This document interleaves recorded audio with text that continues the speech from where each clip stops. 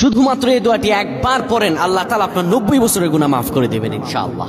আপনার 90 বছরের গুনাহ মাফ হয়ে যাবে যদি মাত্র এই দোয়াটি যদি একবার পড়তে পারেন। আপনার ভাগ্য খুলে যাবে, রিজিকে বরকত আসবে, মনের নেক আশা পূরণ হবে, আল্লাহ আপনার সব দোয়া কবুল করে দিবেন। সুবহানাল্লাহি ওয়া বিহামদি।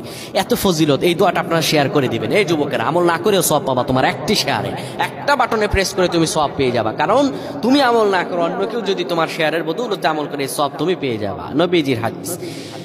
আমার ভাইয়েরা, আল্লাহর কাছে দোয়া করা, আল্লাহর কাছে দোয়া চাওয়া, এটি হলো মুমিনদের কাজ। আমার আল্লাহ বান্দাকে বলেন, বান্দারে উদউনি আস্তাজিব লাকুম, আমার কাছে চাও, আমার কাছে চাইলে আমি আল্লাহ তোমাকে দিয়ে দিব।